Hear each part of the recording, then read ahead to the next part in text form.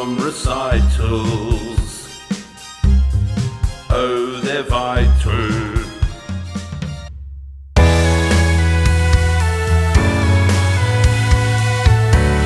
I haven't done a poem in a while, and this is by my father. Old Selby, that was his father. This poem's about his father. He was born beside the railway in a clumsy lean-to tent. His father was a fettler and a small but tough old gent. When Selby grew just big enough to get around on his own, he could make a stock whip crack aloud in any wanted tone. His schoolin' stopped in second grade. He headed for the scrub and helped to ring bark 15 plots to keep himself in grub. He worked the mobs of horses and the cattle and the sheep. There was that stint of droving when he betted down in creeks. He drove the wild bush bullocks from Toowoomba to the snow. Hang on, you can't see me. He pushed an 8 of Clydesdale when the wheat was set to go. He cut his thumb saw millin' the last time that he went. He picked up more than 1 meal though from fighting in a tent. Then came the Great Depression and work was hard to get, so he took to breaking brumbies with his shirt forever wet. Many second-light horsemen knew Selby broke their steeds. Each knew he had a dinkum horse. Old Selby knew his breeds. He tried to get at Hitler with the diggers in Tobruk, but the army knocked him back and said they thought his heart was crook. This downright lie sure let him down and had him in a bind, so he joined up with the railway gang laying down the line. The coal strike hit in 48 and stopped the work on tracks, so Selby went to wheat dumps building stairs out of the stacks.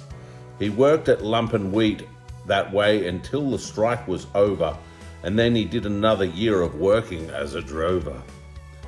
He went to spend a season trapping rabbits for their skins, but it ended when a giant black wrapped itself around his shins.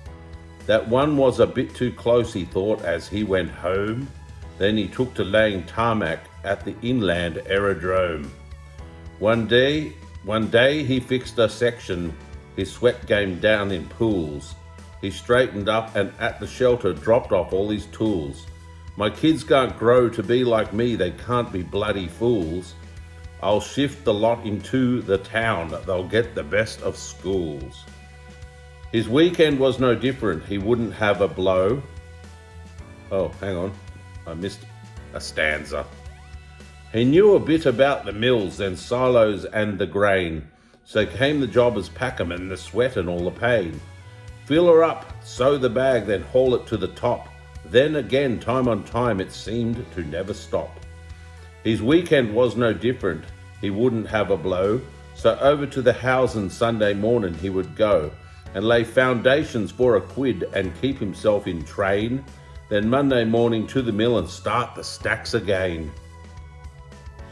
But work was not the only thing, he liked his ale and song, his fancy for simple things like fishing in a bong, or watch the local footy team as long as they were good. A good thing in the Melbourne Cup he also understood. Then came that day he did his legs through lifting one too high. It knocked him over backwards, first time he ever cried. They put him on a pension, for his ankles had been done. That broke the heart the army spoke of back in 41. This man that rivaled Clancy and the stockman of his time went down to just a shadow of what he was in prime. The memory of his early deeds is one that always sticks, and not the man on crutches in 1976. He'd worked the mill for 20 years, a packerman of skill. It kept two-wheelers in a job just keeping with his drill. But he had seen so much more of life than mounds of wheat and bran, and loads to shoulder at the mill as heavy as a man. When Selby went, he broke the line of bushmen round our way. The towns have taken over and the city has its way. For though he never talked that much, those that really knew him knew all the time he worked in town. It was the bush that drew him. fine poem by a fine man about a fine man. Richard's poem recitals, oh, they're vital.